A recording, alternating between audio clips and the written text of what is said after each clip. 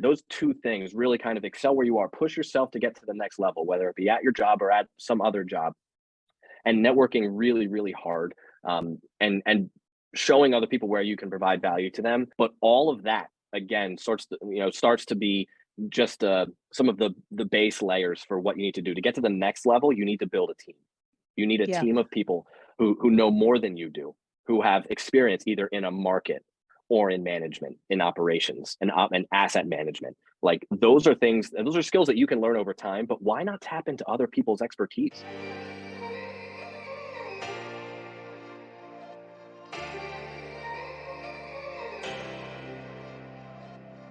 Welcome to the Share the Wealth Show, where minority professionals can learn to escape the racial wealth gap and catapult themselves into abundance.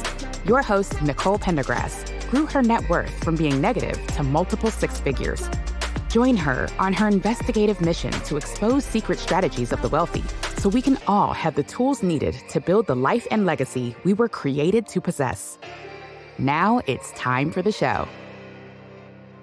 Okay, welcome back, everyone, for another episode of the Share the Wealth Show. This is the show where we discuss strategies on how to build, grow, and protect minority wealth.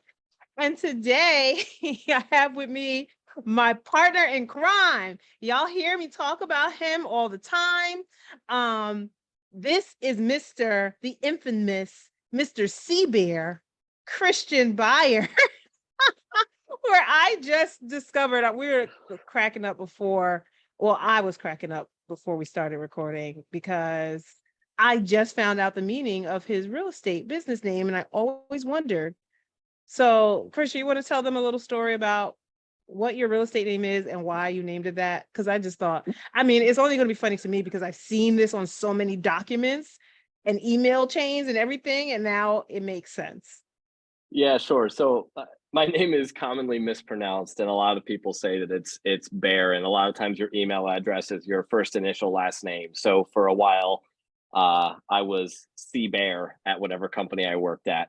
And so for that reason and that reason alone, I decided to, instead of fighting it, just make everybody correct and just make that the name of the company. So that's the LLC where a lot of my investment properties are held. So it's been C Bear ever since. Oh my God. And now it makes so much sense, and it gives it so much more meaning to me. Because like I was telling you, I was like, I don't know, does he, like cold weather and he wants to go like polar bear fishing? Is that a thing? Like I had no clue. What's up? Yeah, it's an inside joke, but I'm the only person who's on the inside. So I'm happy to share that with you and anyone else who cares to Everybody listen. else, now everybody knows. Okay. So, Mr. Christian Beyer, let everybody know a little bit about you. Besides that, you are my partner in crime, my business partner on a couple of properties. We'll get into that story of how that came about, but let them know a little bit about you. I know when we met, you were living overseas. So that's actually another thing you could talk about, is like investing in the States while you're overseas, because you were there for a couple of years before your job moved you back, right? I'm giving away way too much before I even let you talk. Go ahead. Yeah. No, not at all. No, you're giving context as to when and how we met and when our story started together. But before that, I started investing with my brother back in around 2012.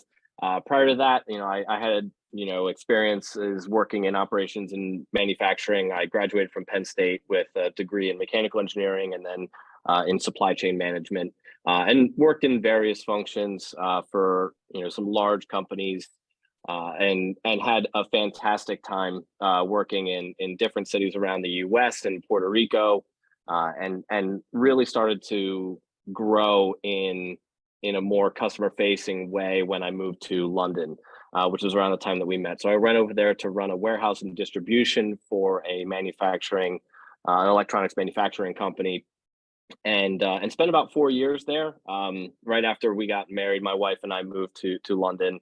We had our first son there. Got to travel all around Europe and see a lot of the sites, and do it all on someone else's dime, which is something that was a really unique and amazing experience, as an expat. So you and I met when we were over there, when I started deciding, to look for options to purchase real estate, technically in my own backyard.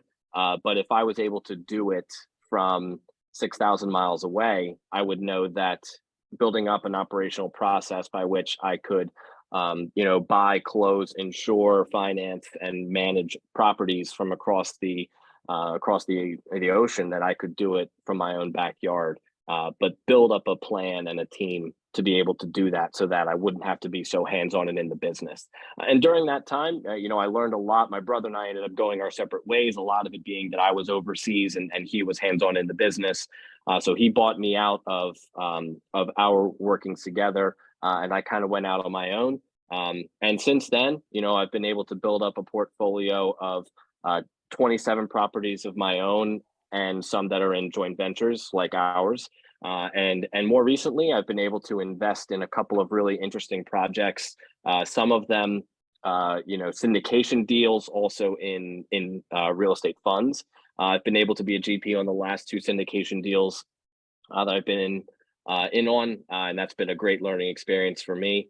And along the way, I've picked up a couple of tips and tricks and ways for people to build, grow, and protect their wealth, and including using your former employer's 401k and retirement accounts to buy and invest in real estate. And that's been a really, a key component of expanding my horizons and ability to get involved in more projects, which is something I'm happy to share with anyone.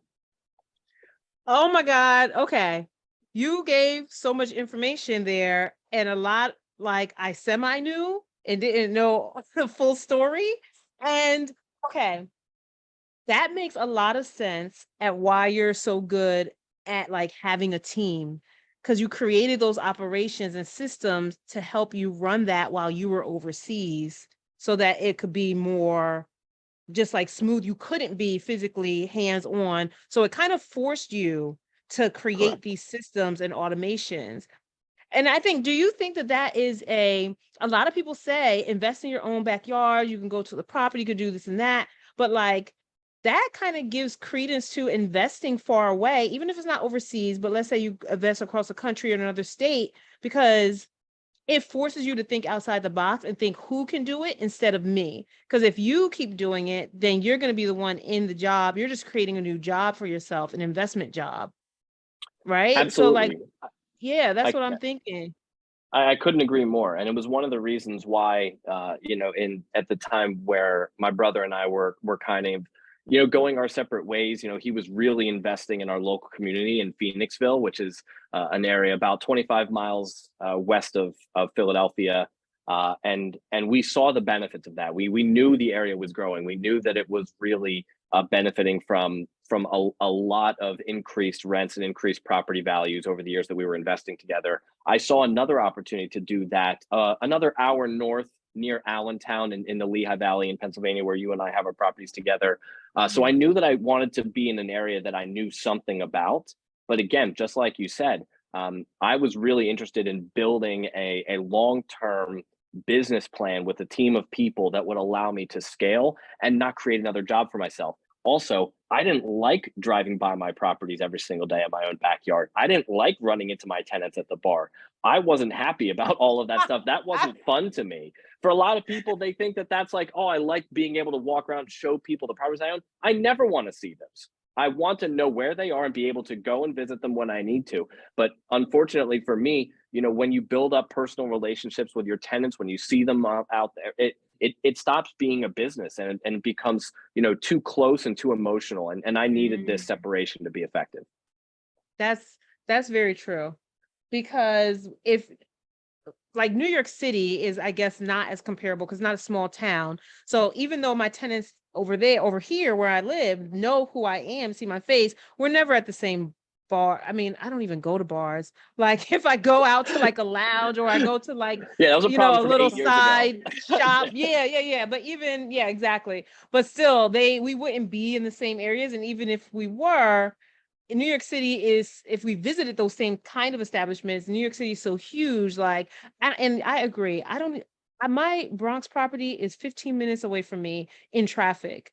So I barely am over there. Like I only go over there. I can't even say I go over there once a month. I go over there very minimally when there's an issue or I need to meet a contractor and I got to make sure all the tenants are home, and it's just easier for me to go there to make sure everybody's coordinating schedules and all this other stuff. So I do it in that regard, but I have somebody who's right around the corner. He's really like my boots on the ground, and it's funny to have boots on the ground like 15 minutes away, but sometimes you have to learn how to do that. Otherwise, you're going to be the one hands-on giving yourself more work to do. And you're going to be like, oh, well, I could just do this cheaper. Instead of me finding somebody to hire to clean out the hallway, I could just go clean it every month, or I could paint it. But I don't want to do that. I agree. I think you nailed it. Having or forcing yourself to live without that ability to do it on your own, and forcing you to find people to do that work for you is the only way that you'll be able to live your life and to scale and to be able to spend time with your family, because the properties closest to you are the ones that will rob you of your time. And when it's so close, they'll be the ones that come calling, and the ones that pull you away from time that you should be investing, in yourself and in your family. Looking to build wealth with real estate? Are you all tapped out on YouTube University and ready to get help tailored to your specific situation and goals? Have you always known that you were a little different from the crowd, that you never liked following the status quo, and that you're just tired of living in mediocrity? You want to build wealth on your own terms outside of Wall Street? Well, then maybe the Microfamily Mavericks mentorship program can help with that. It's a community where I handhold you through the process of buying your first small commercial multifamily building, because not everyone is ready for 100 units out the gate. Why multifamily? Because it gives your rental income a hedge against vacancy. Imagine what happens when your single family rental tenant leaves, right? And why commercial 5+ units? Because you have much more control over increasing the building's value in the commercial space, and then in turn, increasing your own net worth. Starting small is a stepping stone to so much more, because then you can tap that equity and buy another building and another and another, and you get the point. So increasing your cash flow and your ability to be job optional along the way.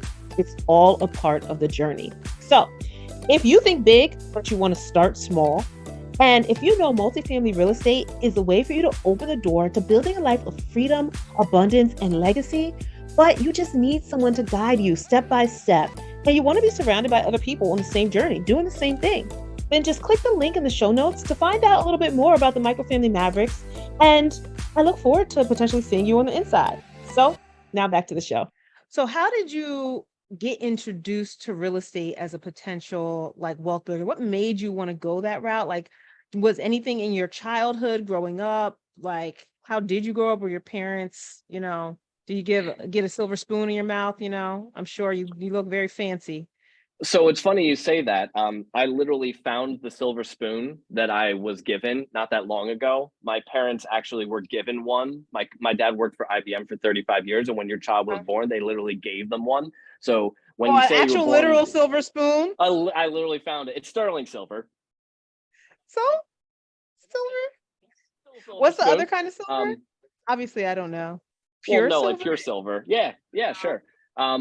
But no, I would definitely say that I grew up in an upper middle class. There was no, I never had the latest gaming system. My dad didn't drive a fancy car.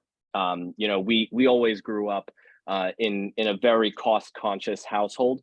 My parents we never went out to eat, except when my sister got straight A's on her report card. We would go out. It wasn't me who was getting us to go out to Haas's, and we would always go out to the buffet. Right. So yeah. And if you go back in my history, right, I definitely understand how conservative my parents were in their spending. And that allowed them to pay for college. That allowed them to afford, retirement at a comfortable age. But never at any point in time did I feel like, I even had what my next door neighbor had. And I tease and make fun of my parents now. But I also recognize the sacrifices that they went through, right? They gave up on fancy vacations. They gave up on, dad driving a fancy car, or my mom having expensive jewelry. We never grew up in a household where that was a normal thing. And therefore I always grew up thinking that, the right way to do things was that you don't spend, you get yourself a good job at a Fortune 100 company, and you work until you can retire. And that was the path for me. And so I was always chasing that. So this was around 2006, 2007. I got an internship at General Motors. I was like, I'm on my way. I'm going to go work at a Fortune 15 company, right? And start my career. And eventually they tanked and called me and said no more internships. And then I was standing around looking like every other schmuck looking for a job. And that's when I realized the power of my network came to me in the form of a colleague of mine at the time, another student at Penn State, who was a really strong part of my network, who I'd built a really good relationship with. And she had gotten a full-time job offer from General Electric. And she put me into their program to hire a lot of those kind of out of work, but technically experienced and qualified people who weren't finding jobs in 2010 when the markets crashed. And I found myself in a position where I was able to take a rotational program through operations and management, working in manufacturing facilities and distribution facilities for one of the best companies in the world at the time. And I learned a ton, but it wasn't giving me any sort of finance background. It wasn't giving me we don't take a single finance class as engineers. They don't tell us about investing. They don't tell us about 401ks. They don't tell us about any of that stuff. It actually came a little bit later in life. My brother was a finance major, and he started reading things like Rich Dad, Poor Dad. He started looking into these things as a way out of the rat race, because he never wanted to work for a big company. He always wanted to work for himself. So he had that fire in him. He lit that fire in me, and that's what led us on to our 9-10 year career working together. Where we were really successful and able to build up a great portfolio of properties, where he's still being, very successful now. He's since, kind of quit his job and is now doing the real estate thing full time. But for me, I always saw it as an additional way to add to my streams of income. I've been really, really fortunate in my time to be able to have a fantastic career where I've been able to see progression. I've been able to grow, and I've been afforded amazing things.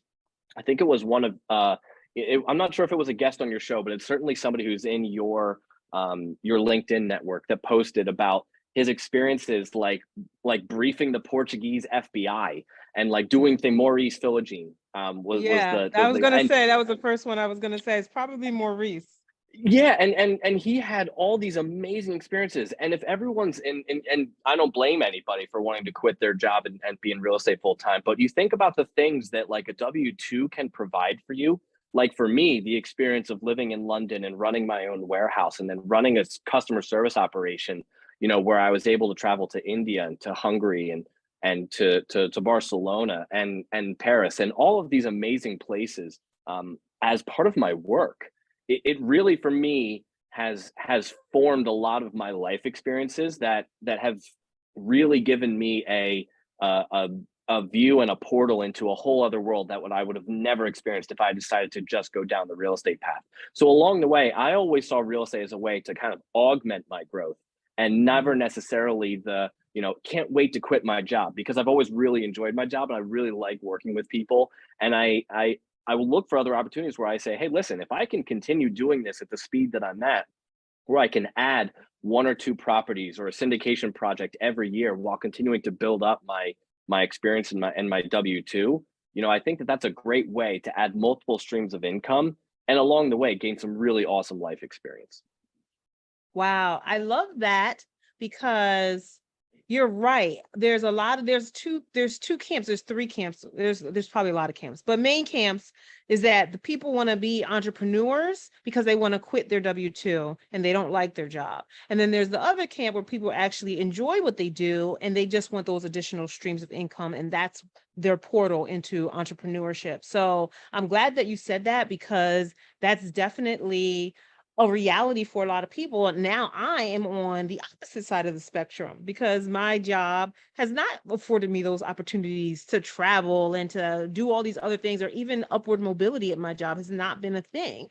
So no matter how experienced I am there, versus newer people that get brought up, there's just something there that it's not clicking. And for me, even though I do see where I give value to the patients and the other people that I'm working with, and it's a great facility overall. Like there's some amazing things happening there, but I don't think I'm a good fit to help that company grow to the impact that they can provide and are providing for a lot of people. I think my impact is somewhere else. So it's still, but you can still partner and have, friendships, but business partnerships, relationships with people who you actually are on the other side of the camp. That doesn't mean that your philosophies aren't aligned. So actually, what if you love your job? Obviously, the idea that like you need multiple streams of income in case your job no longer loves you doesn't really apply for you because you have that set up. You have the multiple streams of income. Like it would be sad if you lost your job because you really like what you do, but you have the backup plan already. So in that case, what is your big goal? What's the end goal for you? Like when do you stop buying properties? When's enough? Some people say, oh, you just keep going, kept doing it. Like what's the big goal? Yeah, I think for me, and I was thinking about that when I was looking over the questions that you ask everyone, and to sneak preview the, what is wealth to me. I think that, it really comes down to, when I've reached or seen, financial freedom, where all of the things that I want are not out of the realm of possibilities because of money. And for me, that freedom, I think, is where I would certainly consider, the long-term path to be. Again, I grew up in a very conservative household where spending was not frivolous and was not, seen as, seen as a priority. So maybe my view of what financial freedom is looks a little bit different than everyone else's, where I can see, a path to early retirement and what I would call like working at will, right? Like I work and do projects when I want to, and I invest in the projects that I want to, and I become the manager of my own fortune. I become the person who does the investing, the project choosing, and the work that I want to and need to, because it's life-giving and because it makes me happy and provides for my family. So for me, I think that could mean many things, because the world is funny. My wife and I are expecting our third child. Children are expensive. You And tell me and that. I don't know if I did. What? I knew about the second one. Wait, didn't you just have the second one? When's the Oh, third one due? she's like 18 months now. So the third one's due Oh November. my God, that is no way. That much time went by. She's 18 months already. Oh my Yeah. God. Oh my God. I cannot believe. Well, thank you for letting me know time is of the essence yet It's again good. that I'm getting It goes older. fast. It goes fast. Oh Yeah, my they God, I say cannot when you're believe. they say when you're a parent that the days are long, but the years are short. Yes, that's so true. Okay, continue. Oh my God, I have to now mentally. Okay, go ahead. I'm ready. No, I'm just to finish that thought, that yeah, while financial freedom might look different for me than everyone else, I want to maintain a certain lifestyle, and so does my wife. We love to travel, we love experiences, we love the ability to, take care of, we're fortunate enough to be in a position where neither one of our parents are going to be looking for help in their retirement. But to be able to take care of others, and to be able to look after them, to be able to give back to charities and causes that we believe in, and all of those things cost money, and that's where, again, finding the path to financial freedom, means that you need to invest well along the way, build the wealth that you've been able to accumulate over time, and then protect it from the things that steal from you. And along the way, I've picked up, like I said, a couple of tips and tricks that have allowed me to be pretty successful up until this point. But again, I don't really necessarily know what the end game is for Christian Beyer and for Bear. okay. Well, good answer. Good enough. That's excellent. I love everything you said. What are some of the tips and tricks that you have picked up along the way that you think would be, I guess, most prudent to share with someone listening who's looking to get started? Sure, I'd be happy to share some of the, the high level tips and tricks that I picked up, and I was able to share this at the real estate meetup that I was at last month. But a couple of the key things that I would emphasize to people is to excel where you are. And I think that this means different things for different people. But I say that because I want to give credence to all of those people who aren't ready to try and say to people that they want to quit their jobs, right? That they maybe they're like me, maybe they enjoy what they do, or maybe they see a path to continuing their career while they invest in real estate. But to the people who may be thinking like, I'm having a hard time getting started, or I'm struggling where I am, real estate isn't the only way that you can increase your bottom line. And one of those ways is to ask your boss for a promotion, push for a new job, make a job change. I think that one of the best things that ever happened to me, and it happened over the course of many years, but General Electric sold the business that I belonged to, and I moved to a new company. It took 6 or 7 years, but along the way, I learned that I could take that old retirement account that I had with them, and I invested that in somebody's deal as a limited partnership.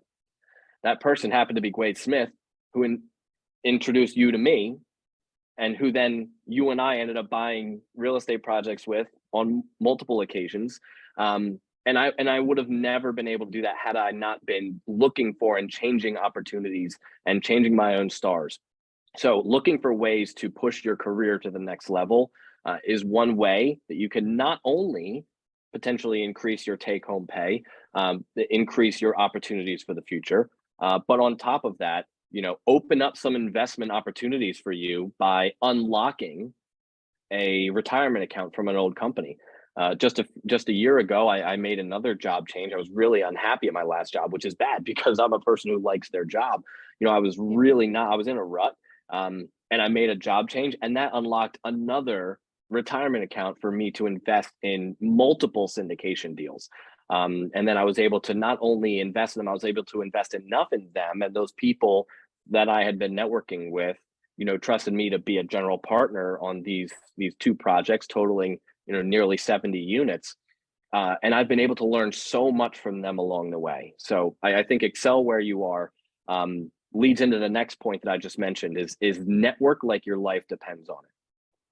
You cannot do enough networking. And I don't mean just showing up to the real estate meetups. I mean, and taking standing at the back of the room with your and standing at the back of the talking and thing with your, yeah, exactly. You need to take those business cards and meet people outside of these meetups. Show them how you can provide value, or ask them for ways that you can help them progress their agenda and their business so that you can learn from them. I can tell you the last 2 syndication projects that I was able to help partner on were people that I had been speaking to for years, not investing in anything, just being in touch with, bouncing ideas off of, having a phone call every couple of months. And then when projects do come along, they start reaching out to their network.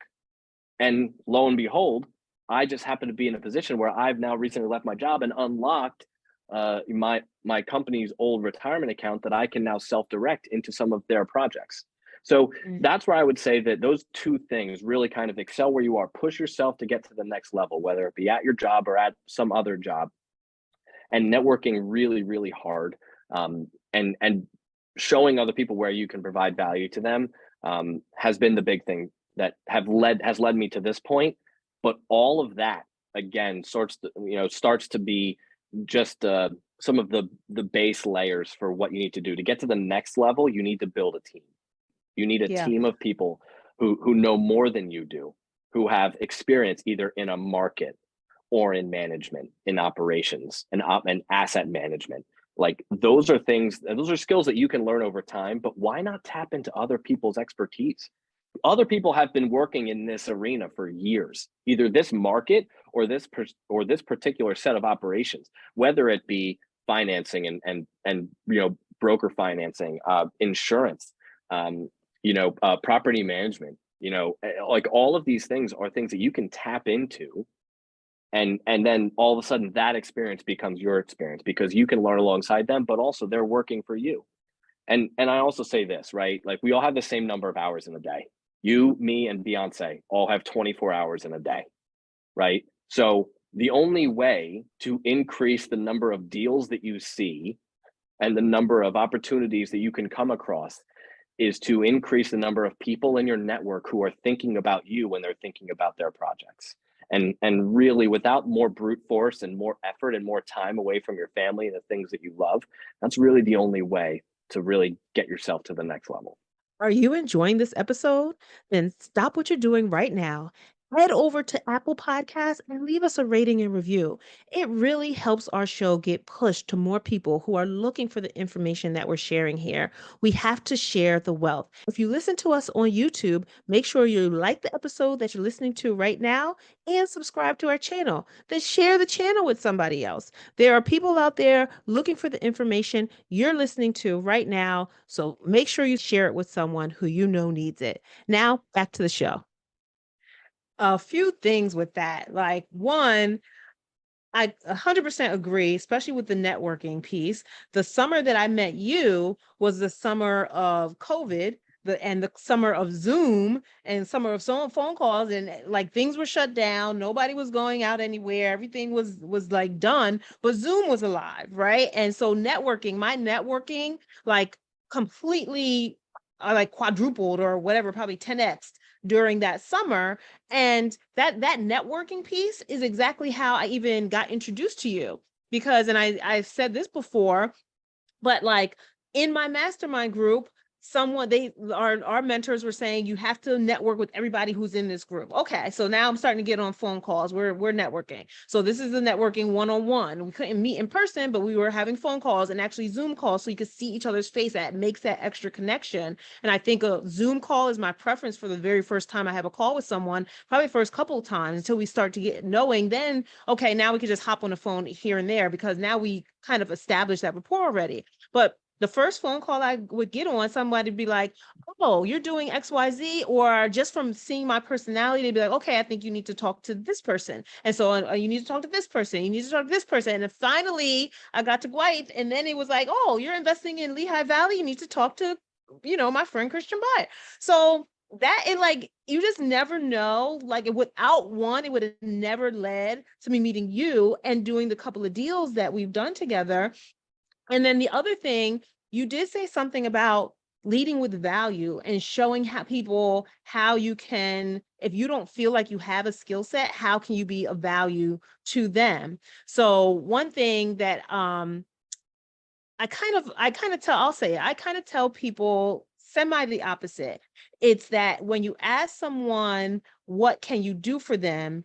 It now makes them try to guess what your capabilities are and what they need and how you can fulfill that capability. And they don't really know you like that, like it's your first phone call. So either you have to come up with something you can do, even if you don't know if it's valuable, but either something, or listening to their story and say, oh, you sound like you need help with this. Could I take that off your plate? Or do something like to offer something specific, because I think a generalized question kind of just makes it the person being asked have to sit and now turn their wheels. And most times they're going to say, oh, that's okay, I don't know anything, because they can't think on the spot what they need, right? But then the next part about that was when we first had our first couple phone calls, I thought like you were a super cool person. You were very chill, laid back. You knew about the market. You had already been investing, and having just another networking conversation because I had been used to like networking. I didn't really have any expectations. We talked like, oh, potentially we could do a deal together, et cetera, et cetera. But what about it? You are an experienced investor. You are much more experienced and still are than I was at the time that we met. But what was it about our conversations that made you feel okay investing with me? Because I want to give other people out there having this kind of being in that spot where you're talking to a more experienced investor and trying to figure out like, how can that become a business relationship? So that's a really good question. And I think that it's a good thing for other people to take away. So a couple of things. One was your persistence. One was, I can't even remember around what was happening that time, but I do remember thinking that this woman is determined. She's determined to speak to me, and she is determined to get on a call, and not just one, but multiple calls. not to talk about projects, but to get to know me, talk about the Lehigh Valley, talk about the work that I've been doing, and talk about the team and learn. Right. And that to me showed an eagerness, because there'll be many people that set up just a single phone conversation or exchange an email. And that's typically the end for about 90% of people. And the persistence, I think, gave me the indication that, you'd be somebody good to partner with. On top of that, you came from a very highly recommended source, right? So Wade Smith had invested in projects with us in the past, and I knew that he was working on deals, and I knew that he wasn't in the business of connecting people who shouldn't be connected. So the power of your network is that, because it's not just the one person you're meeting, and it's not just the one person you're talking to, it's all the people that they could potentially connect you with. So I think it was those two things. And then I think the next piece of our investing relationship together was just fortuitous timing, that you were one of the last people that I spoke to when I had been thinking about partnering on investment deals. And when a deal came across my desk that I recognized was a deal, I picked up the phone and I was thinking, call Nicole and tell her and say, Nicole, it's time. This is the deal. Let's close. And just and take that leap of faith. Let's see where this can go. And I know that it took some persistence then on my end to get you, to where you felt comfortable making that leap. But I think that a lot of those factors were really the things that, told me, this person's not only going to be a good person to partner with for this deal, but potentially for deals in the future. Yeah. No, I like that. Thank you. Because, and honestly, for everyone listening, I'm listening to Christian say this. I not ever asked him this question before. And I'm listening thinking like, I was persistent on our phone calls. Like, I guess I was just being me and not thinking I was being persistent or doing anything like extra persistent. So sometimes it's just your natural personality that comes out and you don't even realize, how other people are perceiving that, whether that be good or bad. I do specifically remember during our first conversations, I guess I was asking a lot about the market because I had been studying the market. I was pretty still new, less than a year into looking into it, but I was just bouncing. I was like, this is great because I can bounce off what I've been seeing in the market with somebody who's been in the market and see if what I'm thinking about the market is right or not, or if I'm just like, I just don't know the whole picture, so that was my source to try to get more information about specifics and dive deep in the market, because it was very hard to get that information from, even professionals in the market. It was like you ask a question and they'd be like, oh, well, it just depends on the person. And I'm like, oh, come on. Like, how am I supposed to find the average expenses per unit if nobody knows, because it depends on the investor? I mean, it really does, but there still should be an average on at least on what you should spend anyway. So I had the impression that doors kind of opened up in our conversation because you saw that I did know something about the market. So I wasn't just like guessing, and I was taking information and actually, putting it together and making good assumptions about what I had been seeing. And also, I think another thing, and I don't even know if you remember, but I was able to guess your property manager before you told me. That's true. And I think at first you were like, oh yeah, I have a great property manager. And then I kind of guessed, because the only property manager we had talked to in the whole market that kind of knew what she was talking about, I was like, is it so-and-so? And he was like, you've heard of her? When do you remember? Like, you guys were like, he's like, well, I might as well tell you now because you guessed her. Yeah, I was really surprised, but it did show me that you were, again, invested, right? And you were doing more research than just talking to me and asking me about all my secrets, right? Like help me, Christian, find properties and make money, right? Like, that wasn't the impression that I got, right? It was, I'm also researching this market and I'm looking at other opportunities, for me to get in. But again, there were other hurdles to overcome, right? Like the local bank that we were financing the project with didn't like working with out-of-state investors. And I was in London and you were in New York, right? So we had to overcome that together, right? And a lot of that was, me being local to the Pennsylvania market, right? Because of where I was based and where I was from. Yeah. But also because of the property manager we worked with and because of their trust and the relationship that they had built up. And I think that was another thing too, when when you did reach out to me, when you contacted me, that, we were going to be working on this particular project together. Finding deals was a lot easier back in 2018 than it is now. But obviously along the way, we picked up on a lot of ways that, I could use my experience to help bring you up. And I really like teaching people, and I really like showing people what it means to invest in real estate. So you, even as somebody new, might have stumbled into the right person, because I am a person who really enjoys bringing other people along and showing people. And it's something that I actually have done now a couple of times with a few people out of state who have just been like, hey, I'm just interested in your market. I'm just interested in learning, what your secret sauce has been. And a lot of it comes down to networking really hard and building a really good team, because then it doesn't matter what state you're in, right? I still get to drive by the properties if I want, but you can be anywhere at any time, and be working on real estate projects, in the Lehigh Valley and in the market. Yeah. So, okay. So you did say something about you had just started thinking about partnering with people. So you had been doing deals by yourself up until you met me. I was your first joint venture partner. So I had been working with my brother for years, and I will tell you that. So after that, when I kind of stepped out on my own, doing my own thing, I was enjoying having the ability to make the decisions on my own. But I also realized that in order for me to take down some larger projects, I was going to need some other sources of income for the down payments, right? Because a lot of the financing in the area requires 20 or 25% down. And for me, I had actually just prior to you brought in another out-of-state investor on another 6-unit property in Allentown. And so I was there where, I was in a position of saying like, well, if I want to take down another 6-unit property for the down payment that we're going to need, I'm going to need another investor. So it was, like I said, fortuitous timing that we had been in contact and we'd been talking, but also because I didn't want to take down duplexes and triplexes. I wanted to take down a 6-unit property. I wanted to be able to do more and get involved in bigger projects. And to do that, right, I wanted to partner up and work with other people. And I also see the benefit of having, 2 sets of eyes on a project. There's certain things that will slip by my eyes that won't slip by yours, and vice versa. And I think that allows for us to have a really good working relationship. Yeah.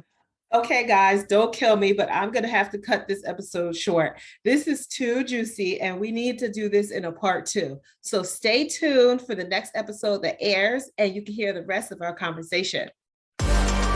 Did you love this episode of Share the Wealth Show? Be sure to connect with Nicole by following her on LinkedIn, Instagram, or Facebook. If you picked up any of the gems that were dropped by today's guest, make sure you not only put them in your bag, but if you know of someone who would benefit from this information, don't keep it to yourself. Share the wealth and make sure to leave us a rating and review. We'll see you for next week's episode. Subscribe so you'll be notified.